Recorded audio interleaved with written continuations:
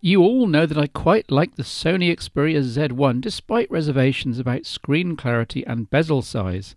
Well, there's a smaller and more pocketable version announced, the Z1 Compact, with almost identical internals, 2.2 GHz, quad-core, 2 GB of RAM, etc., aside from a 720p display at 4.3 inches and a smaller 2300 mAh battery. The camera is the same, happily. Still no xenon flash, but there's oversampling from the 20 megapixel sensor and lossless zoom, plus improved image processing. Not bad, Sony, not bad.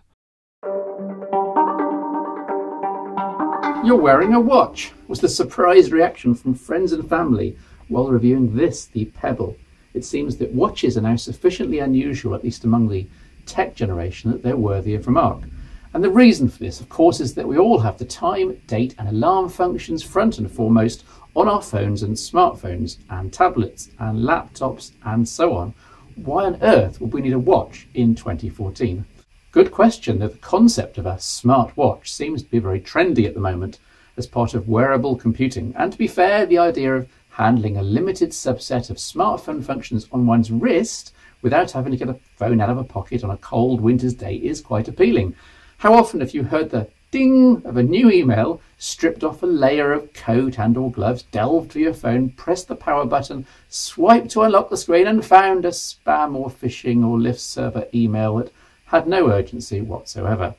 This then is the appeal of Pebble. You feel a vibration, you glance down, and there's the sender name, subject and first bit of the email without you having to lift a finger. It's genius. It just appears. There's no button pressing, nothing. The same for incoming texts and alarms. Add in controlling your music playback, running dedicated third-party Pebble apps and, well, telling the time, and you can easily see why Pebble was both a hugely successful Kickstarter project and now a successful commercial company. The hardware's really impressive. I opted for black. It goes with everything, you know. Solid and stylish with a quality strap of standard size.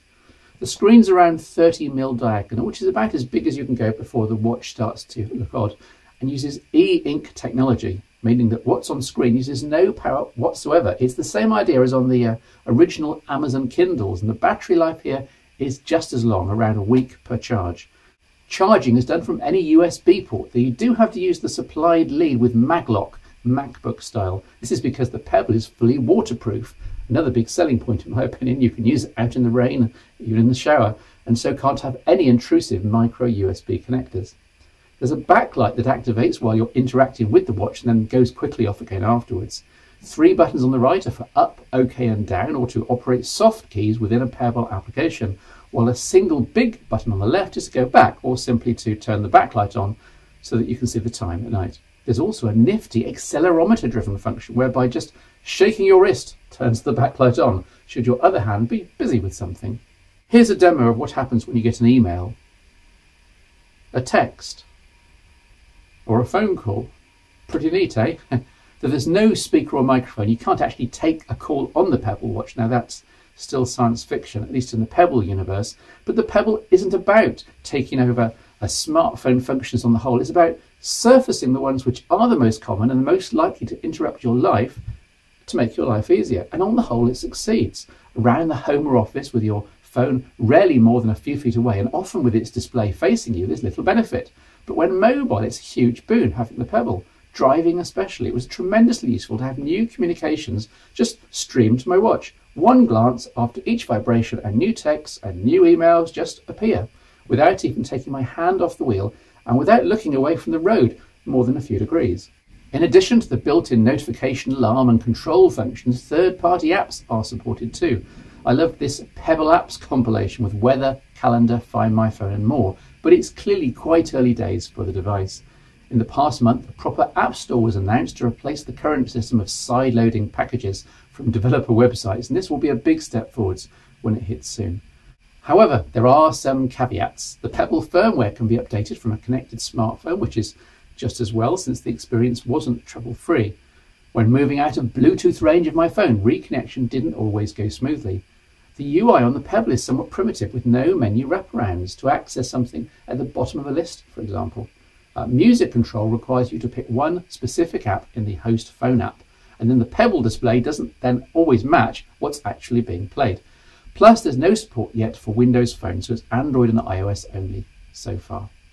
Once I'd got used to wearing a physical watch again, I loved the Pebble though. The display was very clear outside thanks to the e-ink, with only occasional moire fringes creeping in when viewed from certain angles.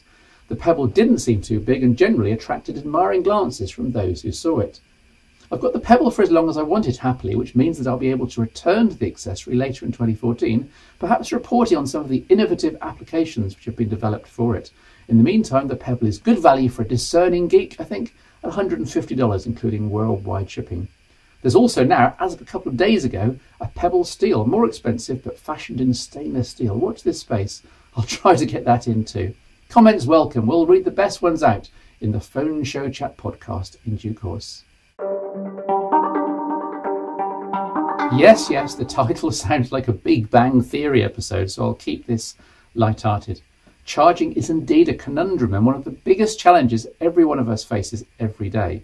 You'll know that I'm a big fan of replaceable batteries, for example, in the Samsung Galaxy range of devices, yet I find myself in 2014 switching between a Nokia Lumia 1020 and a Google Nexus 5, both of which have a sealed battery, and it's somehow not a showstopper for me. Could it be that I should readjust my sights on this topic? But first, a little science. All our phone batteries are lithium-ion or similar.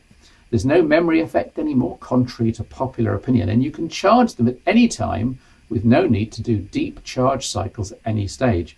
In fact, the deeper the discharge, i.e. the closer to 0% you get, the more you're damaging the battery's chemistry. Do this too often and you accelerate the gradual deterioration in the battery's capacity. Do this too savagely, i.e. to 0, and then leave it in a drawer for a month, and you can cause irreversible damage. This is why you should always store spare batteries charged. So, charge when you can, as often as you can, and your battery will last longer. 5 years or more to get down to half capacity. Keep draining it to near 0 every day, and you're looking at it being down to half capacity after as little as a year. 5 years for the careful owner, eh? I have to admit, this is long enough even for me, begging the question of whether I should relax a little on the question of sealed batteries. Yes, on the whole, though I love seeing in teardowns, for example, of the Nexus 5, that the battery is user replaceable, even if not actually removable on a day-to-day basis. You saw in Phone Show 213 how I managed to replace the battery in an old iPhone 4S for an operation that probably only has to be done once in the phone's life. I think 5 minutes with a special screwdriver is more than acceptable. So, user replaceable is okay, Nexus 5 in my case. Lumia 1020, well, this is apparently not so simple and is a full return to service centre job. Sob. Which means that I need to look after the 1020's battery as much as possible. Charge often and keep topped up. Easy. I bought the official Qi wireless charging back cover, which means that this can be laid, once it's clipped in, there we are, laid on my desktop Qi charger a dozen times a day with zero hassle, and the phone's always fully charged when I pick it up. And treated lightly like this, I might never have to book that appointment at a Nokia or I guess a Microsoft service centre. The Nexus 5 is Qi compatible too, of course, out of the box. The same applies. Ditto many other popular devices other than iPhones, with most of the Samsung Galaxies now having replacement Qi charging back covers like this one for the Note 2, giving the Galaxies the best of all worlds too. External battery chargers like my Pro Porter units are a good last resort for all devices, of course. Far better to use one of these to charge your ailing phone back from 30% up to 90% while on the move, than to let the phone get down to 0% before giving it an emergency boost up. Much healthier in the former case. So look after your phone's battery and it will last you longer, much longer. I do reserve the right to comment on sealed batteries and future models, but I promise to go a little easier on any suspected culprits.